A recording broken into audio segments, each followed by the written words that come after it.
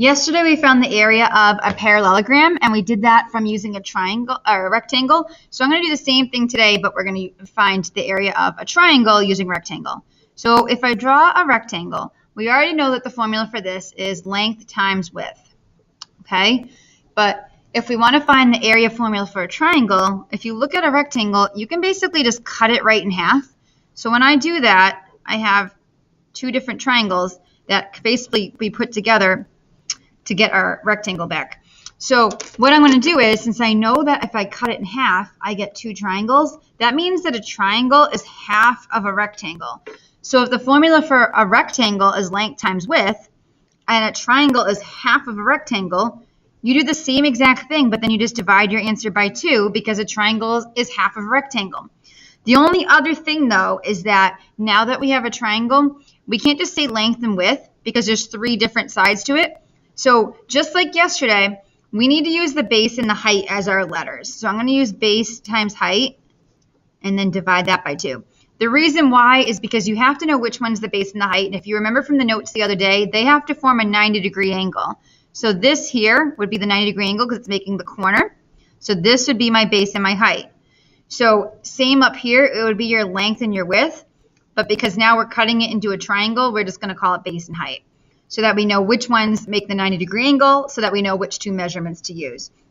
So basically the formula for a triangle is base times height, so base times height, divided by 2. Again, you're cutting it in half because a triangle is half of a rectangle.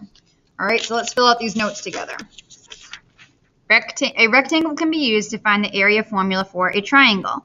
If the area formula for a rectangle is length times width, and a triangle is half of a rectangle, then the formula for a triangle is base times height divided by 2. So you cut it in half because a triangle is half of a rectangle.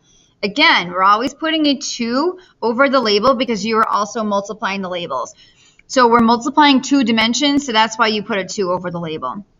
Another way of seeing it is they sometimes write the formula like this, half base times height. That means the same exact thing. You multiply your base and your height, and you cut the answer in half, which is the same thing as multiplying your base and your height and dividing it by 2. So whichever one you like, they both mean the same thing. I think this one's easier. Base times height divided by 2, or base times height, cut the answer in half, which means the same thing.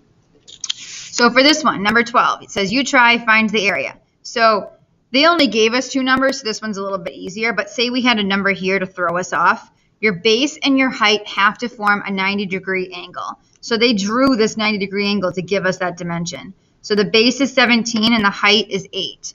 So you would do 17 times 8, so base times height, so that's 56, 136, and then divide it by 2.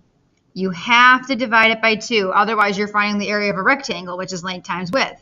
We're finding the area of a triangle, which is half of that, so you have to cut your answer in half. So 2 goes into 13 6 times, subtract, I get 1, bring down the next digit, 2 goes into 16 8 times.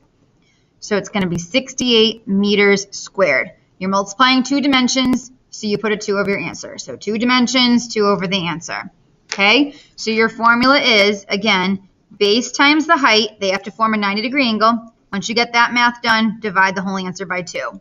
So that's your formula for a triangle. So I'm going to give you some practice ones to try on the next video.